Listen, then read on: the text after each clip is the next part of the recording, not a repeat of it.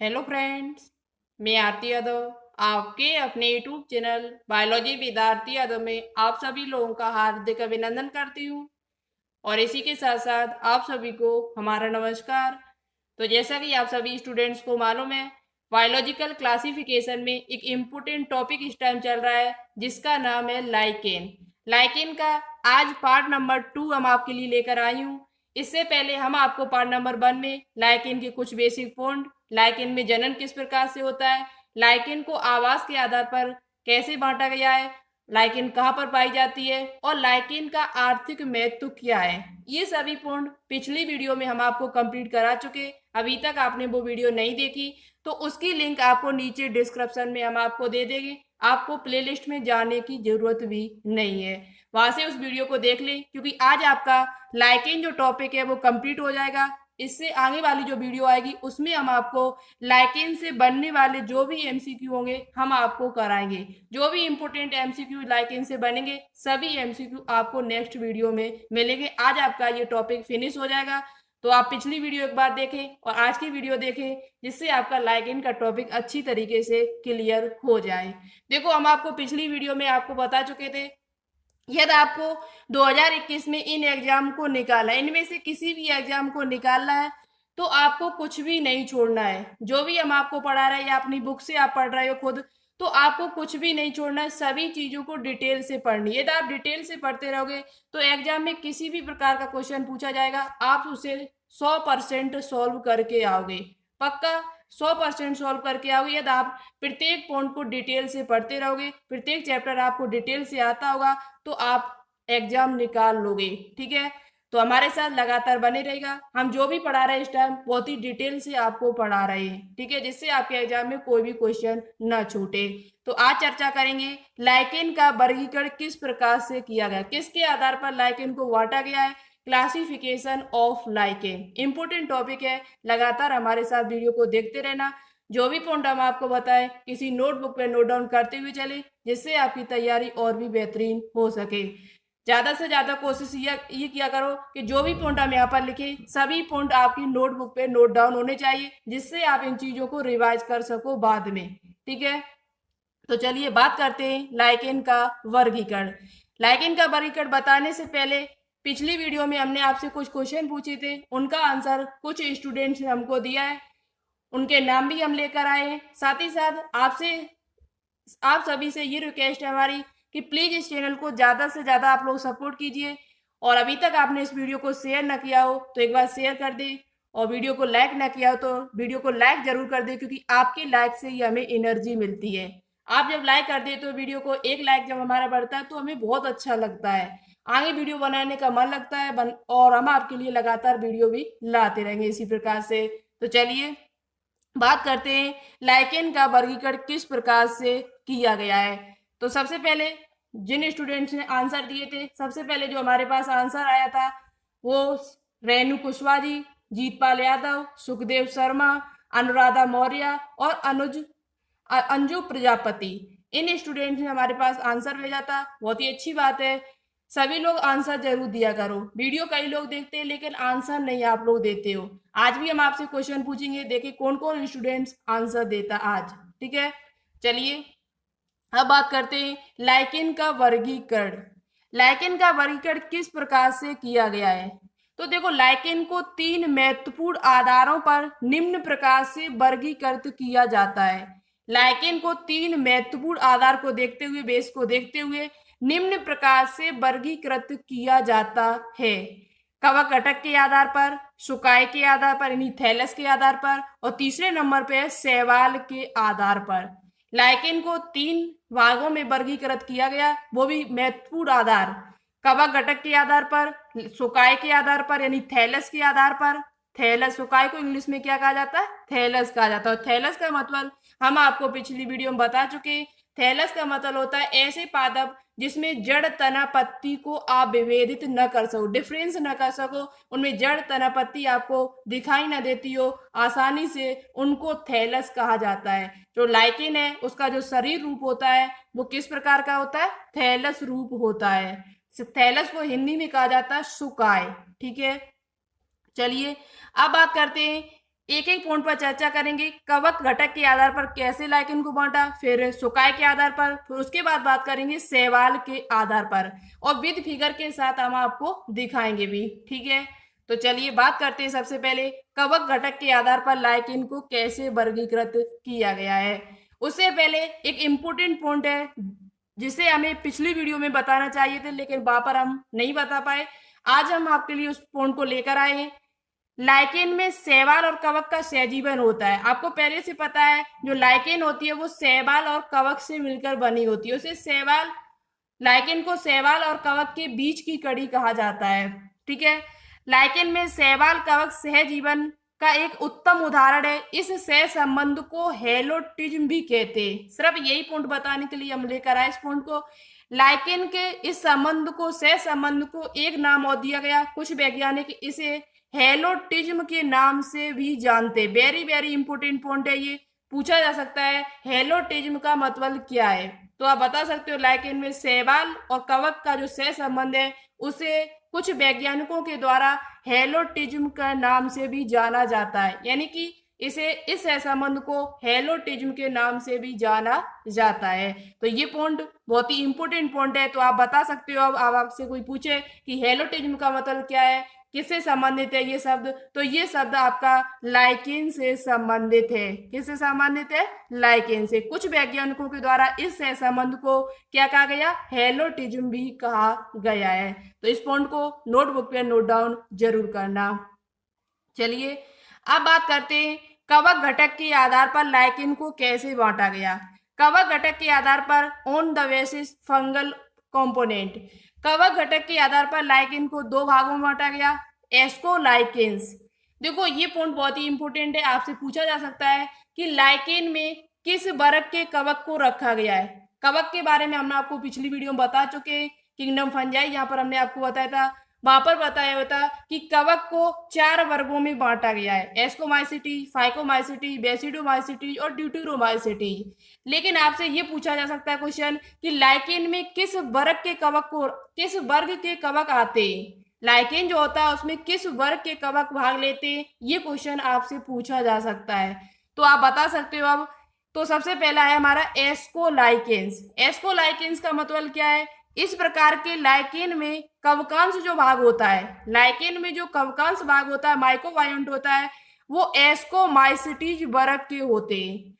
Lichen में, इस lichen में, एस्कोलाइकेन्स में जो कवक होगा वो किस वर्ग का होगा? एस्कोमाइसिटीज का होगा। तो आप यहां से याद कर लें एस्को शब्द, ये तो एस्को का मतलब है एस्कोमाइसिटीज, यानी कि लाइकेन में जो कवक भाग लेंगे वो किस वर्ग से संबंधित होंगे? वो आपके एस्कोमाइसिटीज से संबंधित होंगे। एस्कोमाइसिटी जो वर्ग है, क्लास है, उसी से संबंधित, उसी के जो कवक उसमें जो आते हैं वही कवक यहाँ पर लाइकेन में पाए जाएंगे। ठीक है, तो किससे संबंध होगा उनका? एस्कोमाइसिटीज वर्ग से संबंधित होंगे। बात करते हैं इसमें सेवलांश भाग कौन सा होगा, क्योंकि कवक जो होते, लाइकेन जो होती है वो कवक और शैवाल से मिलकर बनी होती है। एक भाग उसका, कवक भाग जो होता है वो कवकांश कहलाता है, और शैवाल भाग जो होता है लाइकेन में उसे सेवलांश कहते हैं। तो कवक भाग तो जो होगा वो एस्कोमाइसिटीज का होगा, एस्कोमाइसिटीज वर्ग का होगा। लेकिन जो सेवलांश भाग होगा वो उसमें क्या होगा? तो उसमें हरे शैवाल भाग लेते हैं। जो सेवलांश भाग होगा लाइकेन में उसमें कौन से शैवाल होंगे? हरे शैवाल भाग लेते हैं। ठीक है, तो ये पॉइंट आपको क्लियर हो चुका होगा। कवक घटक के आधार पर पहला आपका है एस्कोलाइकेन्स।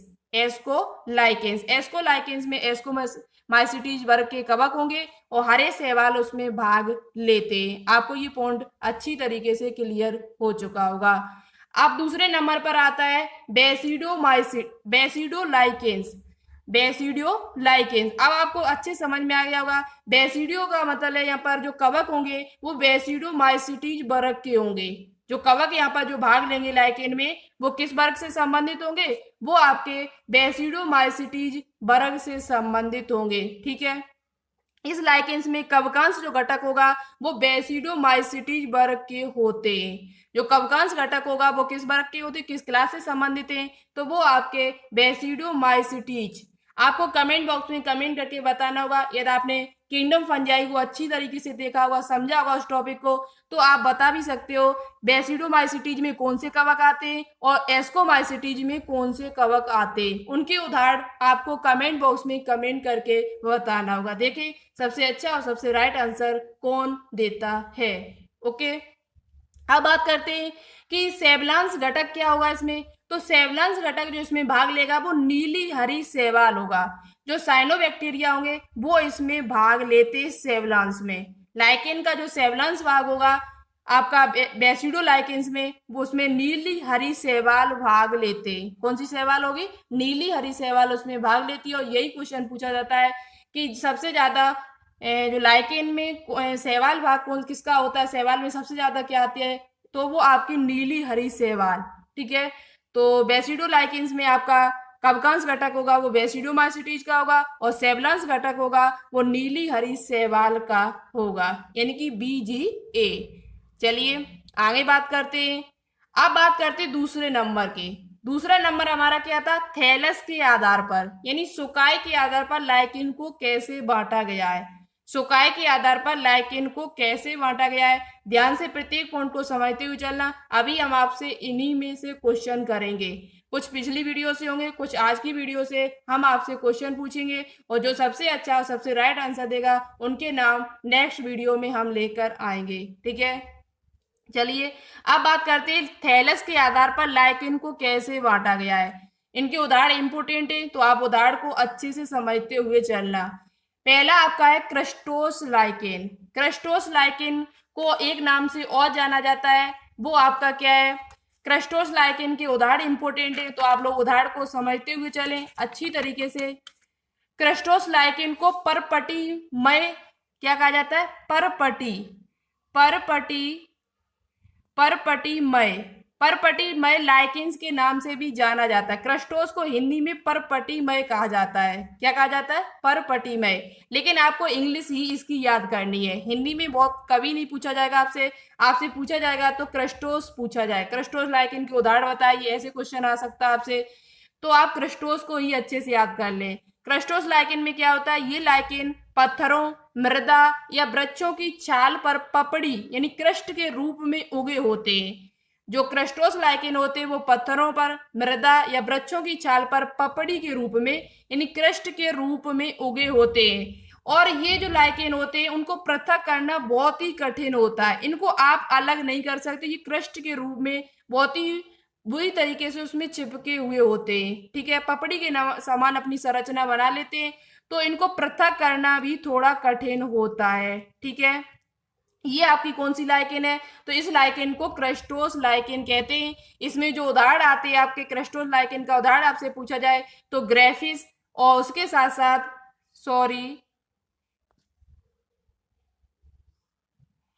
जो क्रस्टोस लाइकेन है उसका उदाहरण क्या है? तो ग्रेफिस है आपका और फाइसिया। ग्रेफिस और फाइसिया दो लाइकेन से जो आपके क्रस्टोस लाइकेन में आते हैं और इनका जो शरीर होता है वो किस प्रकार से होता है? थैलस के आधार पर बांटा गया है इनको। और ये किसके समान होते हैं? तो ये पपड़ी के समान अपनी संरचना बना लेते हैं। ये कहाँ पर पाए जाते हैं? तो ये पत्थरों पर, मृदा या वृक्षों की छाल पर पाए जाते हैं। उदाहरण क्या है? तो ग्रेफस और फाइसिया, ग्रेफिस और फाइसिया। चलिए नेक्स्ट पॉइंट पर चर्चा करते हैं।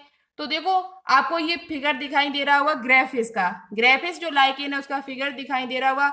ये देखो किसी पपड़ी के नाम यानी बहुत ही किसी वृक्ष पर, वृक्ष की छाल पर पपड़ी की नमा अपनी संरचना बनाए हुए है और बहुत ही इसे पृथक करना बहुत कठिन होता है। जो क्रस्टोस लाइकेन होती है वो क्या होती है? उसे पृथक करना बहुत कठिन होता है। ये अपनी संरचना जो होती है वो पपड़ी की समान बना लेती है।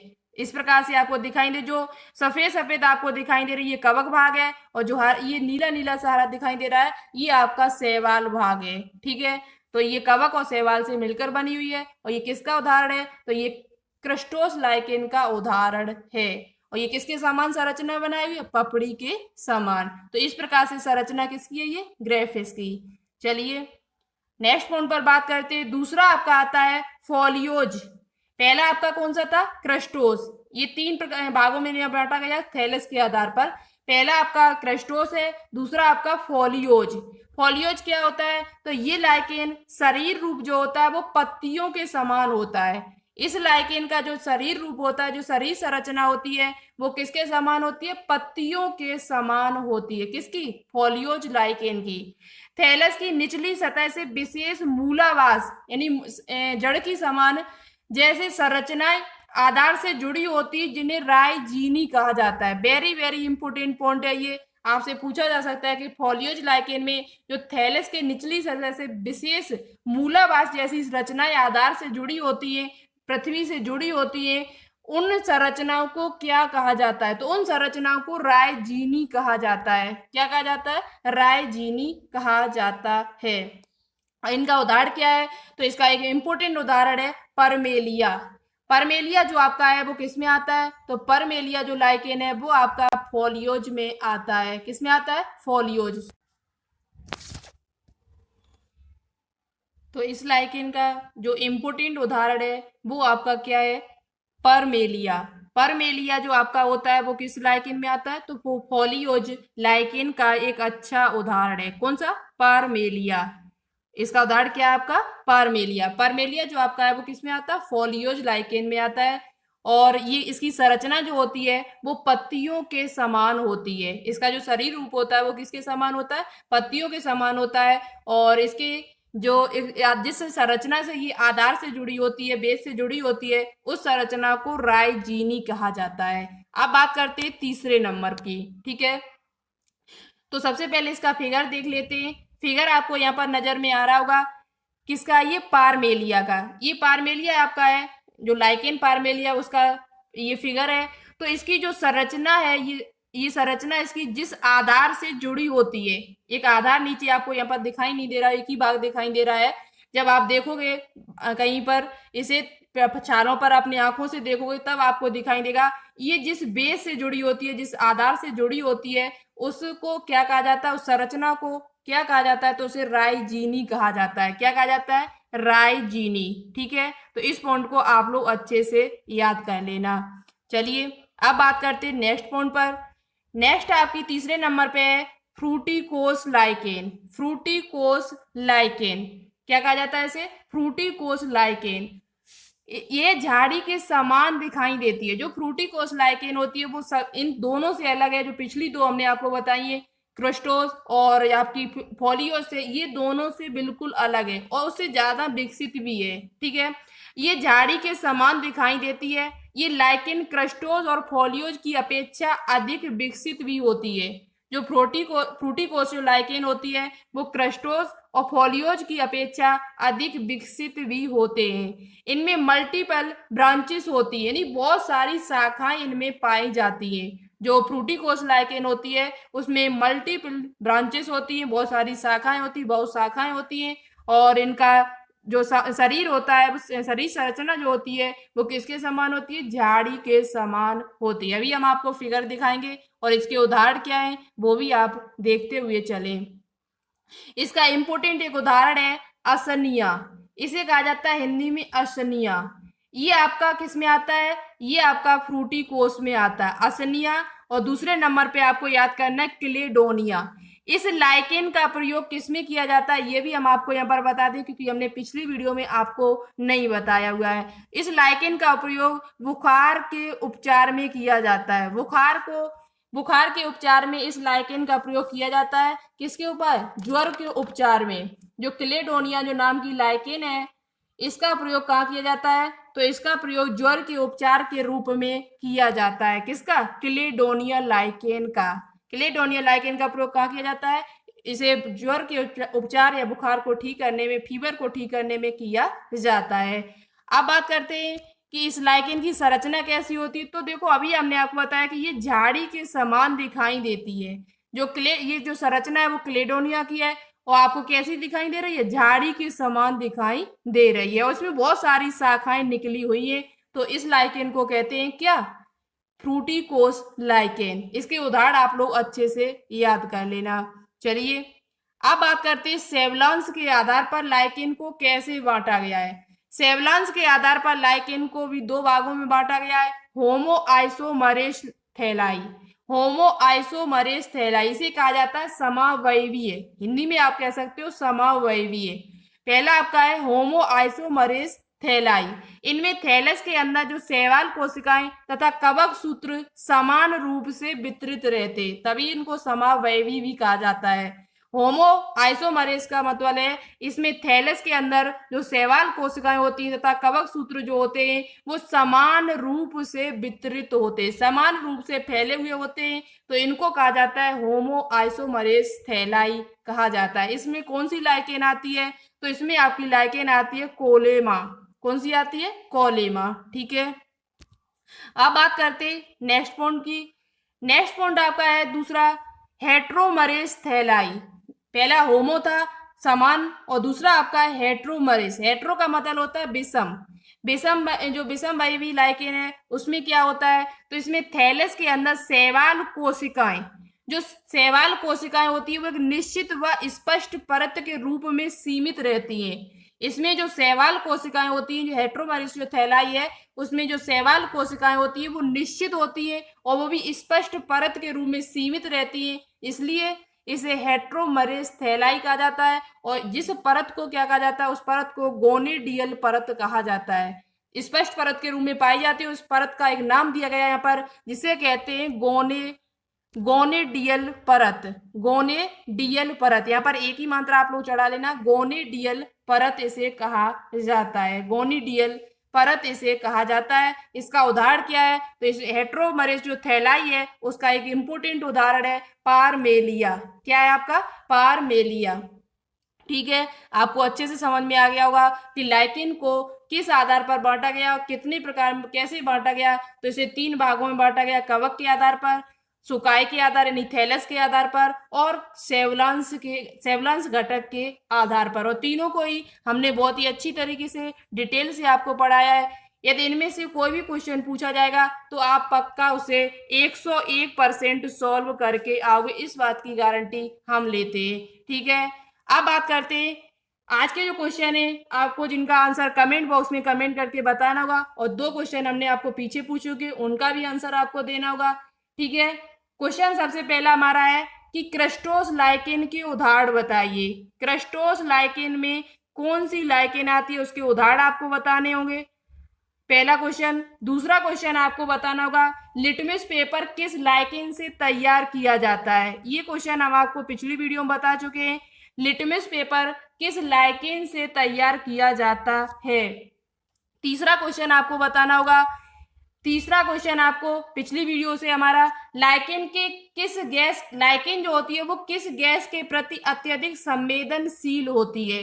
लाइकेन जो होती है वो किस गैस के प्रति अत्यधिक संवेदनशील होती है और लाइकेन को किसका सूचक कहा जाता है। ये तीनों क्वेश्चन का आंसर आपको कमेंट बॉक्स में कमेंट करके बताना होगा। एक क्वेश्चन का आंसर आपको और देना होगा, वो क्वेश्चन क्या है आपका? चौथा क्वेश्चन का आंसर बताना होगा लाइकेन शब्द किस वैज्ञानिक के द्वारा दिया गया था। लाइकेन जो शब्द है वो किस वैज्ञानिक ने दिया था, इसका आंसर भी आपको कमेंट बॉक्स में कमेंट करके बताना होगा। ठीक है, तो आज की वीडियो आपको कैसी लगी कमेंट बॉक्स में कमेंट करके जरूर बताएं। ज्यादा से ज्यादा कमेंट किया करो और अच्छे से जो भी आंसर हम पूछा कर क्वेश्चन जो भी पूछा करें उनके आंसर अच्छे से दिया करो, जिससे हमें भी पता चले कि हाँ आप लोग तैयारी कर रहे हो अच्छी तरीके से, वो भी। ठीक है, तो चलिए आज के लिए इतना ही। वीडियो को अभी तक आपने शेयर ना किया तो प्लीज एक बार शेयर जरूर करें, लाइक ना किया हो तो लाइक कर दें, और चैनल को अभी तक आपने सब्सक्राइब ना किया हो तो एक बार जरूर कर दीजिएगा, क्योंकि आपके सपोर्ट और प्यार से ही हमें एनर्जी मिलती है। तो चलिए आज के लिए इतना ही। Okay, thanks for watching this video. जय हिंद, वंदे मातरम।